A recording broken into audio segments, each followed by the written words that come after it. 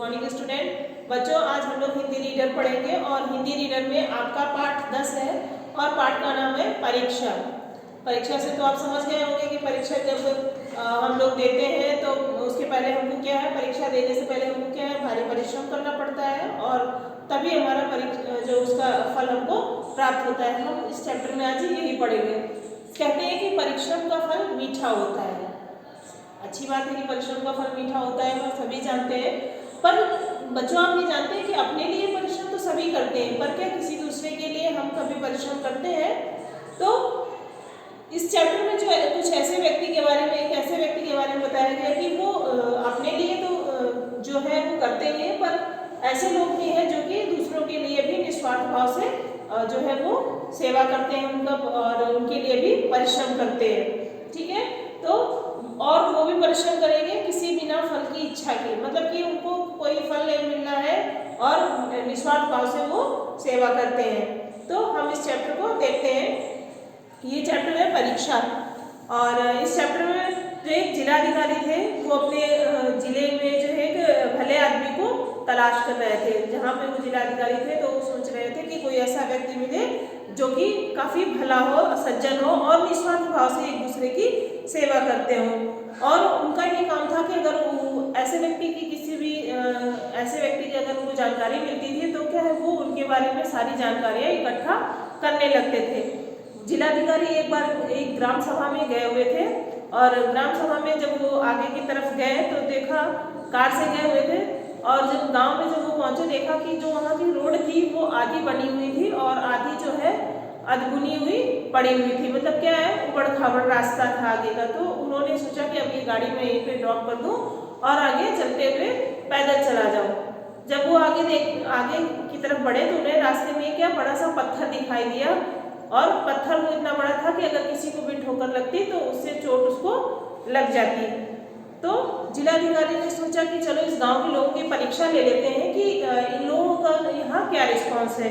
इसलिए वो एक जो पेड़ था वहाँ पर, उस पेड़ की ओट लेकर के वहाँ वो छुपकर खड़े हो गए और वहाँ पे आने जाने वाले लोगों की गतिविधियाँ देखने लगे। तभी उनको एक किसान आता हुआ दिखाई दिया, और जो किसान था वो अपने कंधे पे हल रखे हुआ था, और जो बैलों की डोरी थी, बैल भी उसके साथ में थे, और उन बैलों की डोरी को वो हाथ में बांध करके पकड़कर ले जा रहा था। तभी देखा, जब किसान ने देखा कि यहाँ पे एक बहुत बड़ा सा भारी सा पत्थर पड़ा हुआ है, तो किसान उस पत्थर के किनारे से होकर के खुद भी निकल गया और अपने बैलों को भी वहीं से वो निकाल कर ले गया। उसने ये नहीं सोचा कि चलो मैं ये पत्थर यहाँ से हटा दूँ।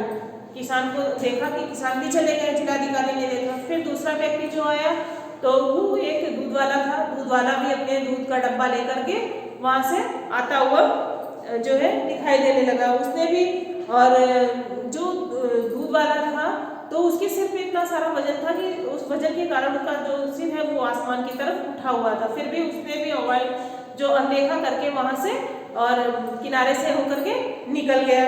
उसने भी नहीं सोचा कि मैं इस जो है पत्थर को यहाँ से हटा दूँ।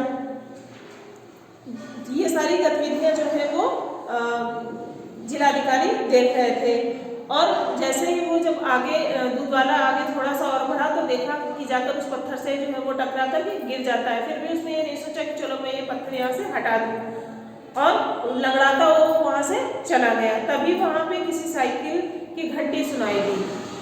जिलाधिकारी ने सुना कि कोई घंटी साइकिल आ रही है, उसकी घंटी बज रही। साइकिल सवार जो था वो मस्ती में था, उसको ये सुध नहीं थी कि आगे पत्थर पड़ा हुआ है, और आराम से वो गाना गाता हुआ आ रहा था। अचानक साइकिल का पहिया उस पत्थर से टकराया और साइकिल आकर के जो लड़खड़ा करके वहाँ पे गिर गई। और साइकिल जो वो युवक था वो क्या है, लड़खड़ाने के कारण गिरते गिरते बचा।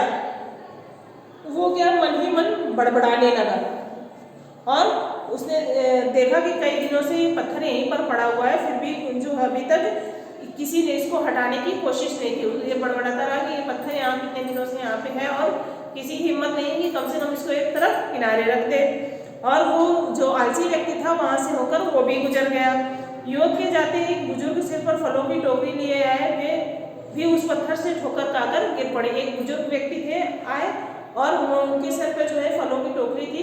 तो आते आते वो जाकर उस पत्थर से टकरा गए और वो टोकरी सहित जो है जमीन पर गिर पड़े। उनके जितने सारे फल थे वो क्या है, जमीन पर गिर पड़े। जैसे ही जिलाधिकारी ने देखा कि अरे ये बुजुर्ग व्यक्ति तो गिर गया, तो वो दौड़े कि चलो मैं इनकी सहायता कर दूं। तो जैसे ही वो आगे की तरफ बढ़े तो उनको एक लड़का आता हुआ दिखाई दिया, दौड़ता हुआ कि वो उसकी मदद के लिए आगे बढ़ा। जैसे ही वो लड़का उनको आता हुआ दिखाई दिया तो वो क्या है, वापस उस पेड़ की ओर पे छिप गए। वह लड़का उस वृद्ध को उठाते हुए बोला, बाबा कहीं चोट तो नहीं लगी? उसने उनसे प्रश्न किया। तो वृद्ध व्यक्ति थे, उन्होंने कहा नहीं बेटा, मुझे कोई चोट नहीं लगी है और मेरे फल जो हैं वो सारे बिखर गए हैं। तो उस लड़के ने जो है सारे फल उनकी टोकरी में भर के उनको रख दिए और कहने लगे आप चिंता मत करिए, और सारा जो फल वगैरह दे करके उनके सिर पे वो टोकरी रख करके उन बाबा को वहाँ से, जो वृद्ध व्यक्ति थे उनको वहाँ से जाने के लिए बोला। वो जो वृद्ध व्यक्ति थे वहाँ से चले गए, बालक को, उस बच्चे को आशीर्वाद देते हुए कि बेटा आप खुश रहो।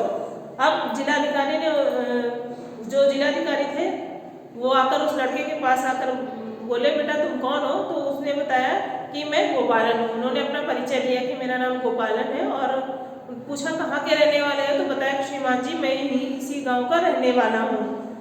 तो उन्होंने पूछा तुम स्कूल जाते हो और कौन सी कक्षा में पढ़ते हो? तो उसने बताया कि मैं स्कूल जाता हूँ, मैं 5वीं क्लास का छात्र हूँ। फिर जिलाधिकारी ने कहा कि तुम रोजाना इसी रास्ते से आते जाते हो? तो गोपालन ने कहा नहीं, महीनों हो गए मैं इस रास्ते से नहीं, आना जाना मेरा नहीं हो पा रहा है। फिर आज किस लिए है? तो उन्होंने बताया आज पड़ोस के गांव में सरपंच को हमारे ग्राम सभा में आना है, तो मैं उन्हीं को लेने जा रहा हूँ। तो जिलाधिकारी बोले, उसकी पीठ थपथपाते हुए बोले, कहने लगे गांव की ओर चले गए और गोपालन दूसरे गांव की ओर गया। दोनों अपने अपने रास्ते चले गए। कुछ देर बाद गोपालन उस सरपंच महोदय के ग्राम सभा में आए, जहाँ पे उनको जाना था जिलाधिकारी को, और ग्राम सभा जो, और गोपालन भी उसी सभा में पहुंच गए। गोपालन के आते ही जिलाधिकारी ने ग्राम सभा को अपना परिचय दिया। उन्होंने बताया अपने बारे में, और दूसरों की निस्वार्थ भलाई करने वालों को सरकार पदक देना चाहती, ऐसा उन्होंने अनाउंस किया। इस जिले में ऐसे व्यक्ति का चयन मुझे करना था। आज इस गांव के रास्ते में मुझे वह व्यक्ति मिल गया जो अपने जिले के लिए पहला पदक पाएगा। उन्होंने बताया कि हम जिस व्यक्ति की तलाश कर रहे थे वो मुझे मिल गया है। यह आप सबको यह जानकर खुशी होगी कि वह व्यक्ति है इस गांव का बालक गोपालन। उन्होंने गोपालन का नाम पुकारा कि वो व्यक्ति कोई और नहीं, गोपालन है। आगामी गणतंत्र दिवस पर स्वयं मुख्यमंत्री महोदय गोपालन को पदक पहनाएंगे। उन्होंने बताया कि जो आपके मुख्यमंत्री जी आएंगे और उनको क्या है, पदक प्रदान करेंगे। ग्राम सभा में खुशी की लहर दौड़ गई, वहाँ पे सभी प्रसन्न हुए। दूसरे कोई काम आने की गोपालन की आदत के बारे में पहले से ही जानते थे। सरपंच महोदय ने भी ग्राम सभा की ओर से उसके पुरस्कार देने की घोषणा की। वो तो सभी लोग वहाँ जानते थे कि गोपालन है, वो सभी दूसरों की, जो दूसरे लोग होते थे सबकी मदद करता था, और जो ग्राम पंचायत थे उन्होंने भी उनको जो है पुरस्कार देने की घोषणा की। गोपालन के संगी साथियों ने उसे बधाई दी और बुजुर्गों ने आशीर्वाद दिया। क्या कि सबने, जो बड़े बूढ़े बुजुर्ग थे उन्होंने उसको आशीर्वाद दिया, और उसके जो दोस्त थे, उसके मित्र सहपाठी थे, उन्होंने उसको क्या है, प्रशंसा की उसकी और उसको बधाई दी।